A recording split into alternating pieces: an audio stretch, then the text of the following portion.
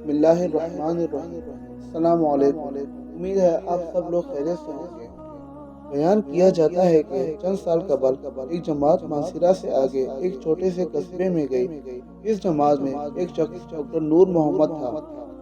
ان کا بیان ہے کہ مسجد سے باہر ادھر ادھر کافی لوگ فارغ بیٹھے تھے۔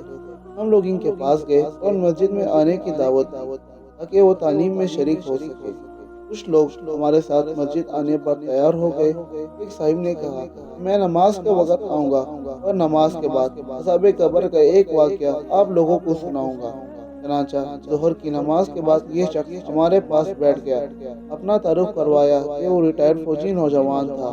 اس فوجی کا بیان ہے کہ 1970 کی جنگ میں ایک قبر میں اسلحے کا ایک عارضی ذخیرہ یعنی ایک کیمپ لگایا گیا تھا اور کچھ نوجوانوں کے ساتھ اس فوجی کی ڈیوٹی تھی جن کا وقت تھا اور کوئی خاص کام نہیں تھا۔ چنانچہ اس نے قبرستان میں گھومنا شروع کر دیا۔ اس کا گزر ایک پرانی قبر کے پاس سے ہوا تو یوں محسوس ہوا جیسے قبر کے اندر سے ہڈیاں ٹوٹنے کی آواز آ رہی ہے۔ فوجی جوان نے بتایا کہ میں نے بندوق کی بٹ کے ساتھ قبر کی اینٹیں ہٹائیں تاکہ دیکھیں کہ یہ آواز کیسی ہے۔ جیسے جیسے میں مٹی ہٹاتا گیا آواز اور تیز ہو گئی اور میری دلچسپی اور خوف میں مزید بڑا آتا گیا۔ دن کا وقت تھا، روشنی خوب پھیلی ہوئی تھی۔ کیا دیکھتا ہوں کہ قبر کے اندر انسانی ہڈیوں کا ڈھانچہ پڑا ہوا ہے اور اس پر چوہے کی شکل کا ایک جانور بیٹھا ہوا ہے، اور جب وہ منہ اس ڈھانچے کی اوپر مارتا ہے تو سارا ڈھانچہ کٹ جاتا ہے اور ہڈیوں کے ٹوٹنے اور چٹکنے کی آواز آتی ہے۔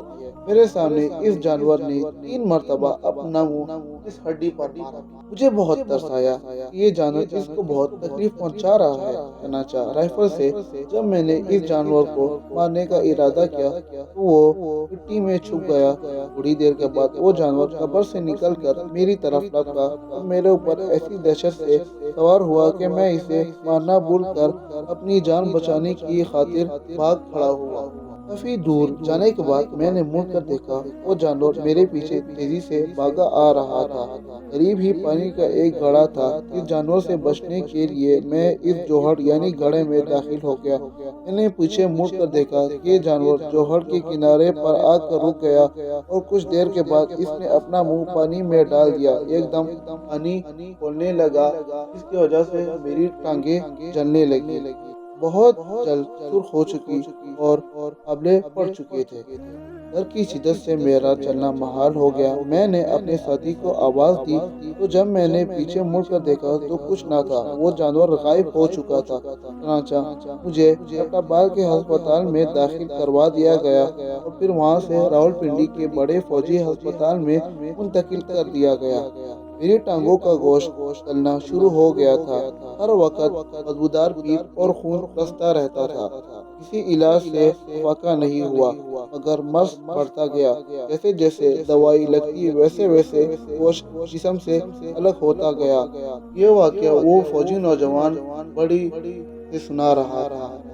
کیا بتاؤں دوستو، اس کا پاؤں دیکھنے کے لائق نہیں تھا۔ اس کے پاؤں پر پٹی لگی ہوئی تھی۔ اللہ ہمارے سارے گناہوں کو معاف کرے اور ہمیں جنت الفردوس میں جگہ عطا فرمائے۔